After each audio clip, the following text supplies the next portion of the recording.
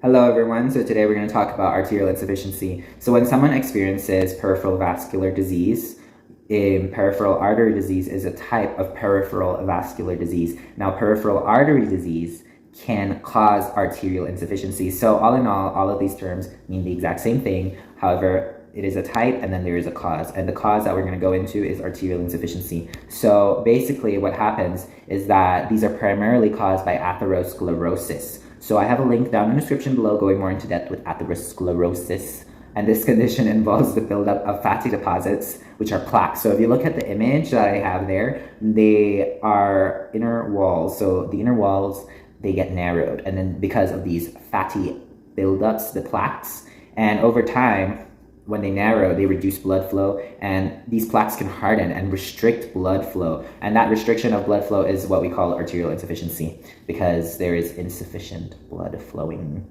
And eventually this causes ischemia, insufficient blood supply to the tissues, which is really bad. So going more into detail with chronic arterial insufficiency, signs and symptoms include intermittent claudication, sores that won't heal, numbness and weakness in the extremities, hair loss, and decreased pulse depth, which I will get into later on in terms of how to manage these symptoms. This is different from acute arterial occlusions because these are a medical emergency. Whenever you hear an acute arterial occlusion, it is when the extremity goes cold and it is pain, and there's a lot of pain and it looks pale. So with arterial insufficiency, statistically, African Americans are at a higher risk, men are at a higher risk, people with lower socioeconomic statuses are at a higher risk, which means individuals who have limited access to health care, unhealthy diets, and high stress levels. The age, so it is a higher risk when an individual is 50 and over. In terms of vitals and spirometry, so peripheral artery disease, the cause of it causes arterial insufficiency, as I said before, and this can lead to elevated blood pressure, reduced pulse pressure, and abnormal heart rates. So elevated blood pressure, I have a link in the description below talking about hypertension, high blood pressure, reduced pulse pressure. So I have a little short where you can check your own pulse pressure using the radial pulse, and that means that the depth is very low, it's very faint, low, abnormal heart rate. So there is an inconsistent pattern to your heart rate, and all of this is due to compromised blood flow. In terms of spirometry, I have a link in the description talking more about spirometry. Chronic arterial insufficiency in this case can contribute to reduced lung function. So this is measured by forced expiratory volume, FEV1, due to the overall impact on cardiovascular health.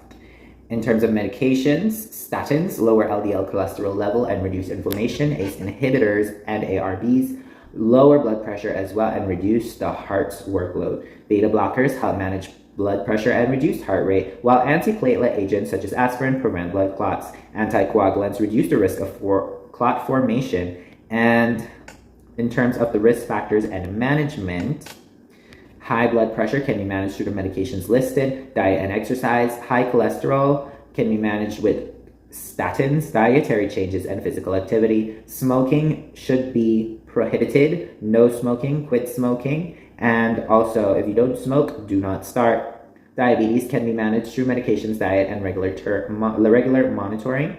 Obesity, weight loss should happen in terms of just watching your diet and, just having a sedentary lifestyle. So just remember, regular physical activity is crucial. If you've experienced arterial insufficiency in terms of therapy, comment down below what experiences you may have. In terms of how to differentiate more into what you can do for therapy, physical therapy, there's a little tip. Arterial insufficiency, venous insufficiency. So think of this as an A, arterial, A for arterial.